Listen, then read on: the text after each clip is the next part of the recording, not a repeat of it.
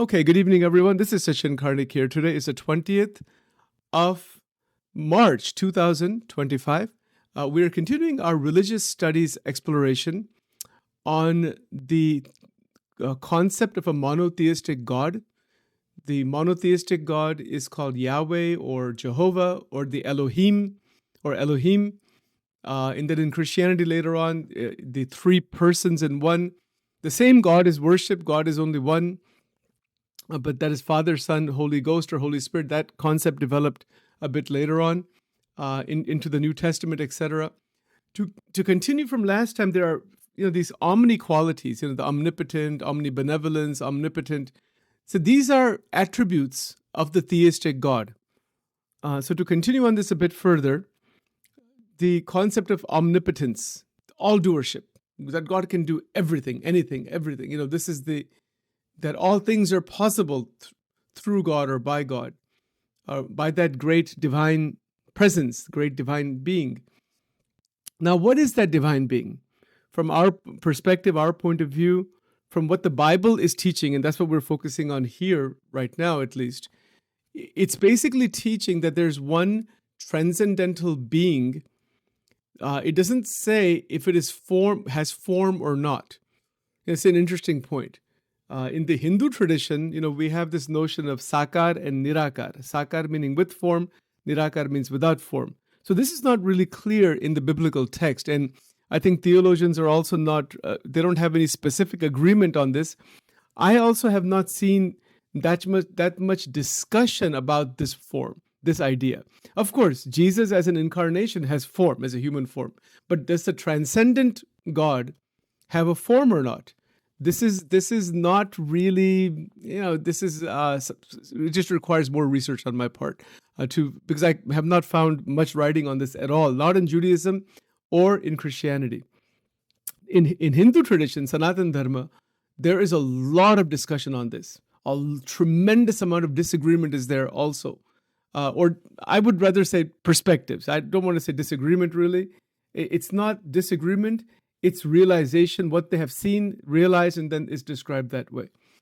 So we can think of it this way, that if God is omnipotent, meaning doing everything, look at the Genesis in the beginning, what we looked at. He's creating, or that being has created heaven. He created the heavens, the earth, created the beings.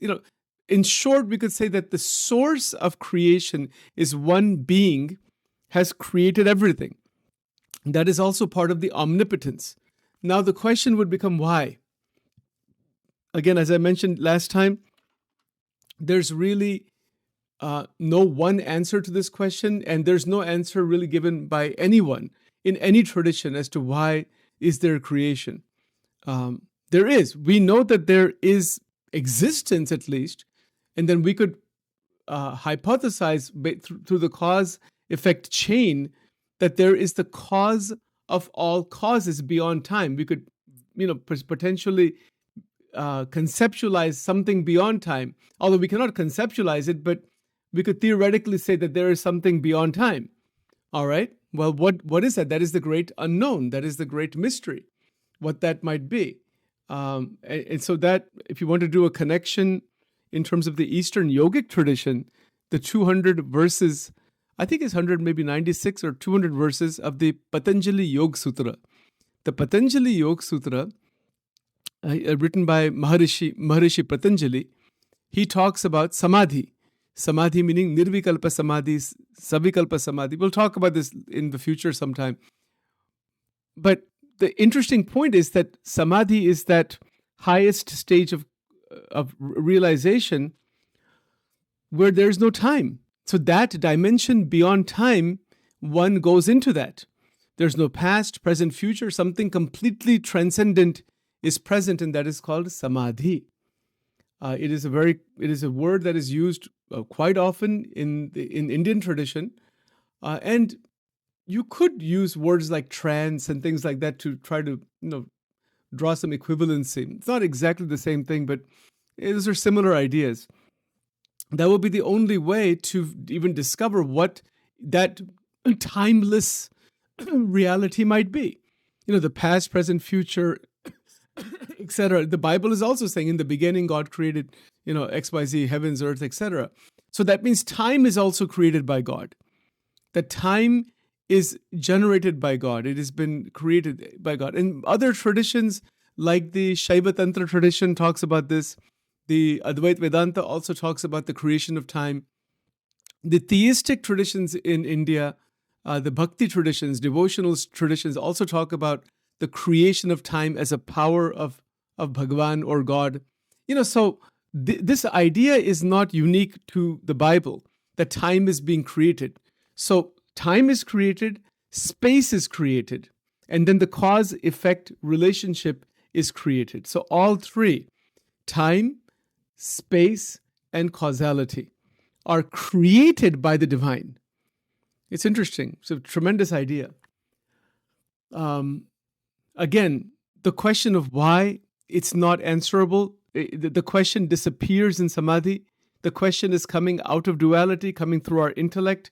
See, when we ask the question, we're asking the question by remaining in the cause-effect relationship. If I say, why does the sun come up? There's an answer to that. There's a physics answer. There's an astronomy answer. There's a cause-effect relationship in everything that we experience in life.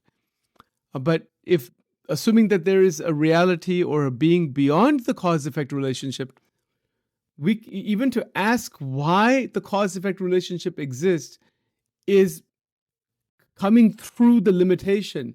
So one would have to transcend the limitation. And if that's the case, if we transcend it, go beyond it, then you cannot speak about it. To talk about it is to defile it, to degrade it. All the poets and sages have tried to talk about it in some way or another.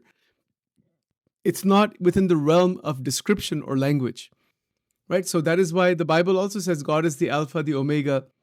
The Word became flesh. And if you look in the beginning in the New Testament, that Word became flesh. So all those ideas are also there. So it's quite interesting in this way that whatever that reality may be, one of the attributes is omnipotence, and this attribute is important in terms of devotion. And this is true in bhakti also. The same, when we use the word devotion in the Judeo-Christian tradition or the Abrahamic traditions, all three of them, and the word bhakti, basically it refers to the same thing, that it's love for God. It's devotion or adoration towards God, praising God, loving the transcendent. It is love, basically. That's what devotion is. It's love. So that love for God occurs through belief. That belief that there is the existence of God, that's one thing. And how that belief gets formed is a whole massive subject by itself. But that belief gets formed, and then that belief turns into a latching on through faith. So the word in Sanskrit is nishta, Nishta, or the North Indian languages at least. I don't know about the South Indian languages, but this word nishta, Nishta, means belief or latching onto, holding on to. It's a conviction. It's an intellectual, mental conviction that it is so. It is not experience or anubhav, as we say. It is conviction. So that conviction comes, and this is what happens in the Judeo-Christian tradition. The conviction is there, and then from that conviction, faith is born. That this is, so that latching on, and in that faith, prayer is then occurring. Prayers are written. Prayers are sung. Praise and worship, it happens. Again, parallel, lot of parallel with the bhakti traditions of India, and even the Buddhists are also worshiping Buddha in many ways, and they're not really worshiping him as a deity, but they tend to do so using very similar Hindu dualistic rituals. So the point is that when there is the worship, now to worship a divine being is only possible when the being has qualities. How do you worship someone or something that doesn't have any qualities? So in the human frame as we are, the dualistic worship is possible when God or that supreme being is said to have qualities, and these are extraordinary, or beyond human qualities. They are redemptive qualities also. There's also trends, like metaphysical qualities. So a being has qualities. That transcendental being has qualities, just like we have qualities. We have emotions and feelings and our personalities and all those things. These are our qualities. So God also has qualities, but those qualities are not at the human level. They are transcendent. So like omnipotence can do anything and everything. All doing. God is the all doer. All right. God is omnipotent. If that is believed, there's faith in that, then a person will increase their worship to latch on as a child. That I am your child. I cannot understand who you are. That is why I worship you. And then this is where the intermediaries, the prophets in the Old Testament, and then Jesus himself as an incarnation is talked about. These are intermediaries in one sense, that they are in communion with, in connection with that higher reality. They are showing how to connect with that higher truth. This is similar to the concept of guru in the Eastern tradition. Gu means ignorance or darkness. Ru means light, prakash. It's the light, that divine light. Jesus himself says that the light has come into the world, but men love darkness more than the light. So all those kinds of statements are there.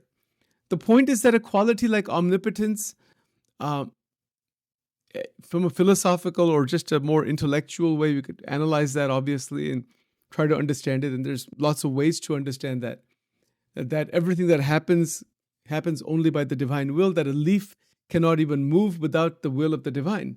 Nothing can happen without the will of the divine. And that goes back to the question of energy. Shakti, Shakti, Shakti in the Eastern traditions. Shakti means power. Is God or that supreme being just an infinite type, some infinite energy? Is that what it is? Or it is a being that has energy, uses energy? Again, draw a parallel between the biblical ideas and the Indian tradition. What you would find is that there are different perspectives. There are those who would say that there is one unending infinite energy or Shakti, and that is the ultimate, which has no bound to it. There's boundless, but it's all energy. And that's even consciousness is a type of energy. That's what they would say. But in Vedanta, in the non-dualistic Vedanta, they say energy is a dynamic power of consciousness. It's just turned around. It's turned around the other way. So consciousness, using its internal potency, has energy dynamically, and that's where creation comes from. Something like that can be said about for the Christian God or the Judeo-Christian God, that there's one being that has tremendous potentiality. Energy is just one aspect of its entire reality. So the more Vaishnava traditions in India, those who worship Vishnu, those who worship Shiva or Krishna and all that, those traditions are considering that entity is one and it has infinite energy. But those who are worshippers of Devi, Devi, meaning the goddess, it looks at it the other way around, that there is only one supreme infinite power, and consciousness is just one aspect of that infinite power, and all the incarnations and everything else is just some aspect of that. Even Shiva and Vishnu and everybody else that is there, that the pantheon, they have some aspect of that power, not completely. Even Shiva doesn't have complete access to that power. It's, he's only got some aspect of that. This is the Shakti tradition. So the concept of Shakti, meaning energy, is there in the Eastern traditions. It's a highly developed tradition. It's thousands of years old. And again, it's another massive subject. I'm just mentioning it as a point of comparison here. Because in the Judeo-Christian tradition, when we say God creates, well, how does he create? He uses his own will, his divine will. But so where does energy fit into that? So it could be stated, it's not very clear. The word energy is not really used that much in the Bible anywhere. I mean, it may be used some. I have to do some research on that to find out, but it's not as overtly used. You can say that God is creating. Well, how can God or anybody else do anything without energy? This is from our perspective. There has to be energy. But what is that energy? Or is God only energy? That energy is crystallizing into some heavenly state or into some being, or it's very difficult to understand. We cannot understand that thing that way. We cannot even wrap our head around that. And otherwise, you'll wind up into a type of non-dualism that is focused completely on energy. So for example, those who worship only Shakti, they consider that the energy is formless. It is ultimately formless, but it can take any form. Everything is only form of that. All the forms are only that one energy taking different forms. Again, this is a little bit of an advanced subject on the Eastern side. But in terms of the Bible, the concept is of a theistic God of establishing a personal relationship. So similar idea is there in the Bhakti traditions about Ishta Devata.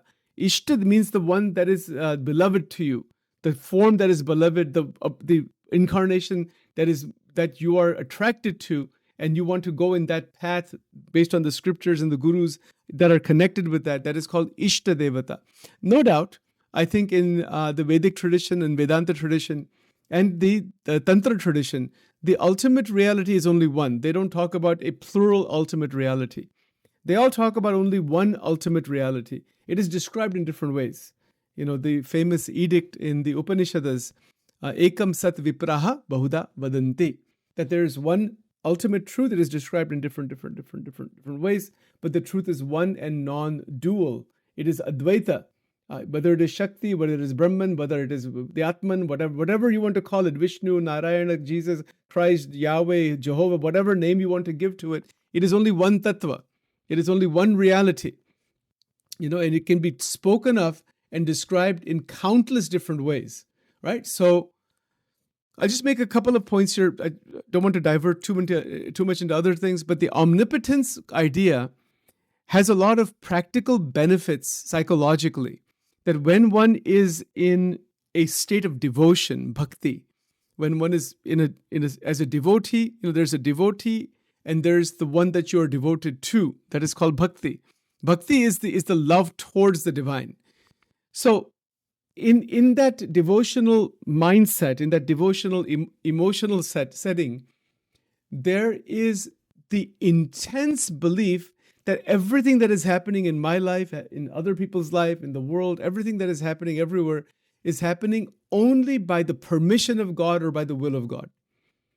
So then all of the tension, the stress, the things that we're holding on to in our head, all that thing just diminishes and it pretty much disappears once a person turns everything over to God and says, you are doing all. Whatever is happening is only happening by thy will. Whatever, good, bad, neutral, anything, without your permission, a leaf doesn't move. Nobody can talk. Nobody can do anything. And you are the grantor of free will. So then the only thing that remains is to abide in the communion, is to establish the communion with God through the scriptures, through the great teachers, through the sadhana process. So the benefit is that all of the tension that we carry around, that why this is happening, why this is happening, why the galaxies are colliding, or why human beings are colliding, or from cosmic to level of the atomic level, it is so mysterious. Good to study it all, but at the same time, we don't have any ultimate answer through the intellect. So then that's where faith is born. Faith is the continuation of reason. Everything is turned over. So all the tension goes away. There's a very simple analogy that I heard many years back on this, that if you're walking on the beach and carrying a big pot of water, big like a clay pot, and let's say you've got a person walking on the beach carrying a huge pot weighing 20, 25 pounds, something like that, 30 pounds. It's a lot of weight on the head, and you have to hold it and make sure it doesn't hurt your back and all that. And you have to walk, let's say. It's a lot of tension. So, it's a lot of weight that we're carrying around. But the same person puts the water down and goes for a dip in the ocean, and goes, dives into the ocean, doesn't feel any weight of the water. See, this is the difference between a person who is trying to do everything just by their own effort and trying to realize the ultimate truth. A lot of weight, a lot of difficulty is there. And one who turns everything over to God. It's like taking a dip in the ocean. You see, so this is a very beautiful way to understand this point. That is the power of bhakti or devotion. The power of bhakti, and I'd like to use that word because that is a very nice word in the Sanatan Dharma. In Sanatan Dharma, meaning Hindu tradition, Indian tradition. The word is Sanatan, means eternal. It doesn't mean Satan or anything like that. People have a misunderstanding about that too. Sanata, and that means eternal truth. So dharma means the way of life, etc. That's what that is referring to. So in that Hindu, or what which is called Hinduism or Hindu tradition, that tradition has a lot of strands of devotion. Most of the people who are practicing in that tradition are devotees. They are devoted to God in their own way. They don't know about Advaita Vedanta. There's only a small percentage know about non-dualism and scriptures and all those things. Most people don't have any understanding of any of that. They're just living their traditional life with some rituals and festivals and things like that. And that pretty much ends there. And that's fine. I mean, that's that. But it's interesting because when devotion increases, the omnipotence, these omni qualities that are talked about are fantastic because the same omni qualities are present in the devotional strands within the Hindu tradition. There's a whole list of them. I mean, it's just amazing how many qualities there are. There's infinite, actually. There's no limited number. It's infinite number of qualities. But we're just talking about only one, omnipotence. And that one quality, if that is believed, the belief inside, the connection through devotion and the communion that is talked about in Judeo-Christian tradition, if that is really solid inside, it has profound impact on the brain. The brain function changes with this. There's a beautiful book called How God Changes the Brain. I think it's available probably for free. Maybe it's even on Scribd or some other places it's available. And you can also just Google it or just put into the AI, give a summary of how God changes the brain. It'll give you a fantastic summary. You don't even have to buy the book, actually. It gives you a very, very nice summary. But the essence of that is that brain is changed. When a person actually believes tremendously, and there's so many examples, like Mirabai in the Sanatan, in the Hindu tradition, she's a devotee of Krishna. Ramakrishna Paramahansa is a devotee of Kali. There's Tulsidas Ji and Surdas Ji. There's so many. I mean, the list is it's just thousands and thousands of people, right? But if they reach high stages of devotion, then you find that something extraordinary begins to happen.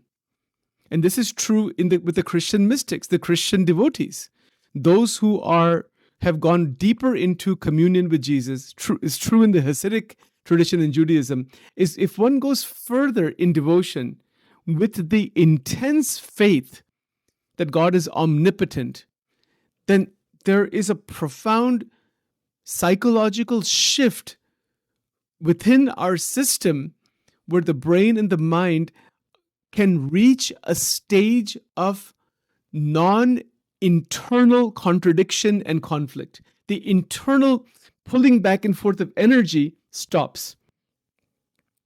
It's interesting. So from the energy point of view, our internal personal energy gets stabilized by the intense belief and faith and then the practices that go along with that in connection with the omnipotence of God. And that is so extraordinary that anything that happens in one's life, if it is considered that anything and everything that is happening in my life and happening in other people's lives and happening in the world and happening on the planet and happening in the solar system and in the Milky Way galaxy and other galaxies and whatever is happening only and only and only by divine will and nothing else. If a person comes to such a stage, then the whole system from inside out, it transforms, it transmutes into something quite extraordinary, which is very difficult to describe. And this is where that borders on mysticism. What we are believing in that divinity, it begins to reveal itself. And that is that's the mystical part of all of the traditions. Sufism has that. The Vedanta tradition is mystical in that sense. The Tantra tradition, the Jewish Hasidic tradition, and we're going to talk about that, the Zohar and all those other mystical texts, they're quite advanced, in fact. Most people don't know that, how advanced the Jewish texts actually are. And there are many sects, S-E-C-T-S, sects. There's so many of them that have tried to touch that divinity. And then again, the original Hebrew language, just like how you have the original Sanskrit language, that's to really understand this Hindu tradition, one has to really study the Sanskrit original verses themselves. The same thing is true with the Hebrew Bible. One really needs to dive into the etymology and the creation and the meaning of those original Hebrew words. You see, the translations are good. You need them. That's a place to begin. But religious studies scholars, they spend their entire life, many of them, they can spend their whole lives studying the Old Testament or the Hebrew Bible. They can study it in the original Hebrew and what it can possibly mean, the interpretations, the culture at that time, and how the words are used. It's a massive thing. It's no small thing. So there's controversies about these translations also. There's all kinds of controversies. Just because you buy a book at the bookstore that says the Holy Bible and it's been translated, new version, this version, that version, that doesn't mean that there isn't controversy. There's a lot of controversy about these translations. And one would have to go into, that's another whole technical subject in itself, right? So I'll stop it for now. There's a lot of things to talk about. But in summary, we can say this much, that omnipotence in terms of faith, in terms of belief, has profound impact on the brain, the mind, the system, and energy flow. That much evidence is definitely there. So we'll stop this for now, and we'll talk about the other 4 omni qualities in subsequent weeks here. So stop here for now.